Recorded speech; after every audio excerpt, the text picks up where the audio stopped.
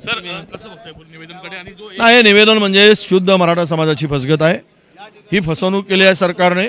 मुख्यमंत्र्यांचं आजचं उत्तर म्हणजे इतकं गोलमटल होतं की ठोस काही नव्हतं त्यात।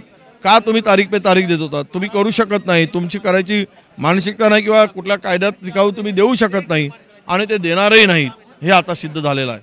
त्यामुळे एकूण आजचं भाषण हे जुन्या जे काही योजना होत्या त्या योजनावर पुन्हा नव्यानं प्रकाश टाकण्याचं काम सरकारने केलेलं आहे।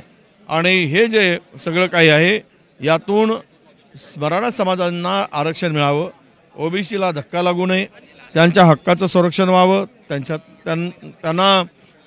त्यांना धक्का न लागता आम्ही देणार असं एक मोठी घोषणा आणि छाती ठोकून सरकारने ती घोषणा केली। पण आजच्या उत्तराने मात्र संपूर्ण मराठा समाजाचा, ओबीसी समाजाला यांनी वाऱ्यावर सोडला आहे, यांची फसगत केली आहे। आणि हे सांगतात की ते आम्ही फरवरीमध्ये देऊ, फरवरीमध्ये विशेष अधिवेशन घेऊन मांडू। ते काही होणार नाही, कारण यापूर्वीच गायकवाड समितीने या समाजाला मागास ठरवलं होतं, बॅकवर्डनेस सिद्ध झालं होतं, पण कोर्टात टिकलं नाही। नव्यानं पुन्हा काही करायचा प्रयत्न आहे, तेही सुद्धा टिकल की नाही यावर शंका आहे। सरकारला करायचं होतं तर आज काही ठोस निर्णय झाला असता तर मात्र समाजाला न्याय मिळाला असता असं मला वाटतं। जरंगे पाटीलने 1 महिन्याची मुदत दिली मागितली सरकारने, ती फेटाळलेली आहे। नाही, असं आहे की तारीख पे तारीख किती वेळा देणार?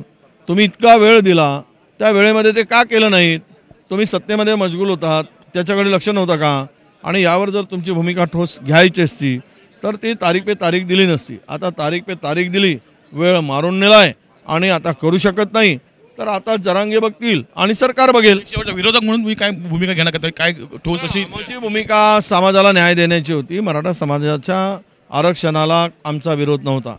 आम्ही भूमिका मांडत होतो की ओबीसीच्या आरक्षणाला धक्का न लावता ते द्यावं, आणि आजही आहोत।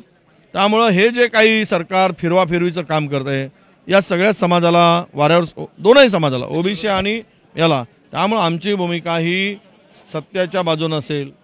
जे मराठा समाजाच्या मागणी आहे त्या बाजूने आमची भूमिका कालही होती, आजही आहे।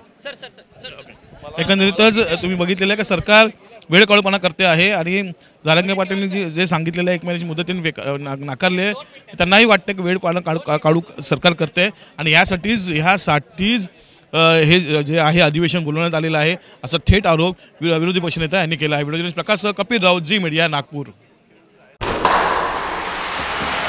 लाल मातीतली कुस्ती म्हणजे